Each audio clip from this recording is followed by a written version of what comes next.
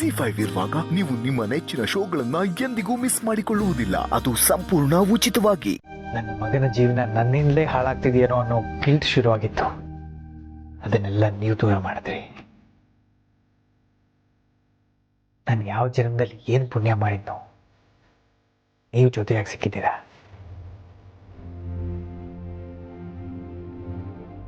ನಿಮ್ಮಿಂದ ನಾನು ಕಳ್ಕೊಂಡಿದ್ದೆಲ್ಲ ವಾಪಸ್ ಸಿಗ್ತಿದೆ. ನನ್ನ ತಮ್ಮ ಸಿಗ್ತ, ನನ್ನ ಮನಸ್ಸಲ್ಲಿರೋ ಗಿಲ್ಟ್ ದೂರ ಆಯಿತು. ಇನ್ನು ಸ್ವಲ್ಪ ದಿನ ಹೋದರೆ ನನ್ನ ಮಕ್ಕಳು ನನ್ನ ಒಪ್ಕೋತಾರೆ. ಆ ದಿನ ಬೇಗ ಬರಲಿ ಮಾಧವ್ ಅವರೇ. ನಾನು ಎಲ್ಲೇ ಇದ್ರು ಆ ದಿನ ನೋಡಿ ಖುಷಿ ಪಡ್ತೇನೆ.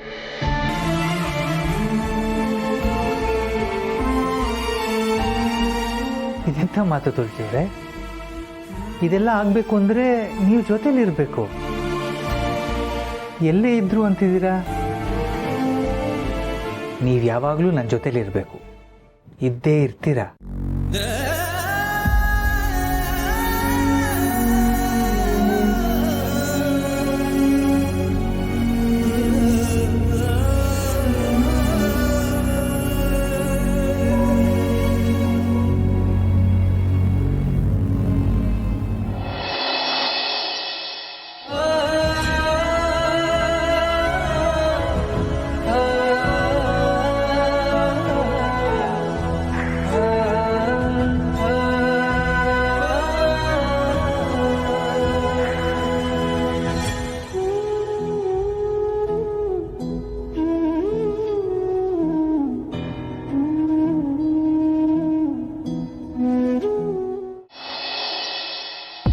ಅಭಿ ಏನ್ ಮಾಡ್ತಿದ್ಯಾ?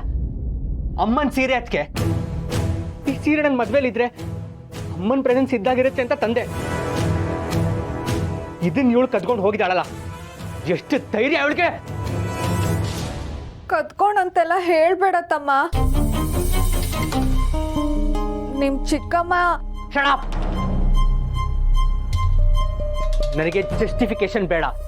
ಆಫೀಸಿಗೆ ನನ್ನ ಸಿಸ್ಟರ್ ಅಂತ ಹೇಳಿ ಬಂದು ದುಡ್ಡು ಕಿತ್ಕೊಂಡು ಹೋದವಳು ನೀನು. ಅಭಿ ಅದೆಲ್ಲ ಯಾಕಿವಾಗ? ಅದಕ್ಕೆ ಇವಳನ್ನ ಹೀಗೆ ಬಿಟ್ರೆ ನಮ್ಮ ಇಡೀ ಮನೆ ದೋಚ್ಬಿಡ್ತಾಳೆ. ಮಾನ ಮರ್ಯಾದೆ ಇದೆಯಾ ಅವಳಿಗೆ?